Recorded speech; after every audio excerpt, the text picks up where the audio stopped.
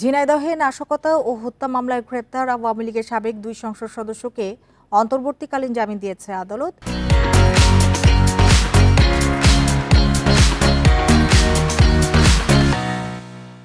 বিকেলে জেলা ও দায়রা জজ আদালতের বিচারক ইমরান হোসেন চৌধুরী জামিন আবেদন মঞ্জুর করেন। ঝিনাইদহ 1 আসনের সাবেক সংসদ সদস্য নায়েব আলী জোয়ারদারকে 2 মামলায় 7 দিনের এবং ঝিনাইদহ 2 আসনের সাবেক সংসদ সদস্য তাহজিব আলম সিদ্দিকী শমীকে 3 মামলায় 20 দিনের অন্তর্বর্তীকালীন জামিন দেওয়া হয়। গত 13 সেপ্টেম্বর জেলা বিএনপির দলীয় কার্যালয় ও দলটির সভাপতির বাড়িতে হামলা এবং আগুন দেওয়ার ঘটনায় নায়েব আলী জোয়ারদারকে তার বাড়ি থেকে গ্রেপ্তার করা হয়। এদিকে নাশকতা সহ হত্যা মামলায় 8ই নভেম্বর ঢাকা থেকে গ্রেপ্তার করা হয় তাহজিব আলম সিদ্দিকী শমীকে।